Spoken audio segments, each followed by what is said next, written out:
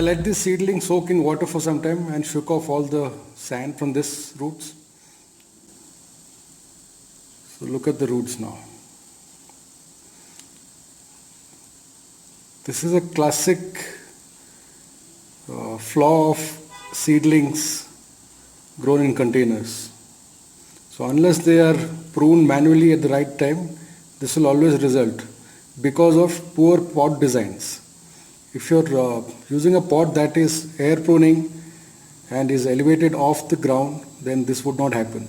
The taproot would come out and automatically die, resulting in further back branching of the roots. So now this has to be manually pruned, and I'll be losing a lot of root mass. All this will be gone. The problem with this taproot is beginning from here. From this point onward, it has bent and started circling around and produced this. So though I have a good amount of roots and it's fairly long, all these roots are going to go waste now, because I have to correct the root system. The way it has come out is not correct, so I'll have to make a cut over here.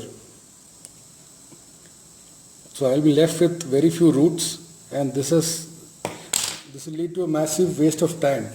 Had it been placed in a air pruning container from the beginning, all this last 5.5 months would have resulted in a dense root mass without this particular problem. So I'll just cut it off here.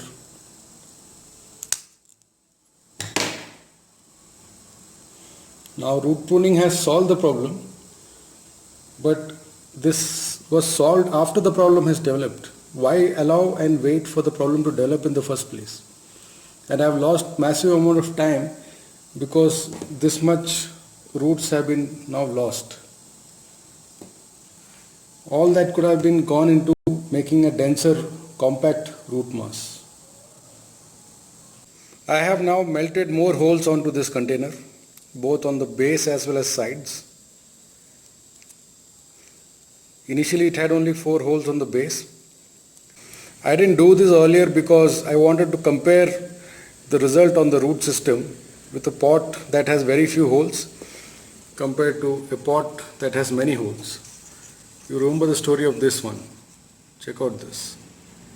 So these multiple holes allowed the taproot and other roots to come out, and I was initially pruning them. They were kept on a sand tray below, and the roots came out. They were pruned repeatedly and then placed into water like this. So both these seedlings are 5.5 months old. Look at the pathetic root system on this one, and this one will not have that problem. And I had predicted at the beginning of the story itself that this stupid pot is going to do that. Well, now it's intelligent, but earlier it was stupid because I was following the stupid design that traditional pots have. The more holes on the pot, the better. So this is the root volume after complete pruning, and this is what I'm going to keep. I'll fill compost into this, pure compost, vermicompost, and allow this to recover again. And now with the superior pot design, no more root troubles will happen.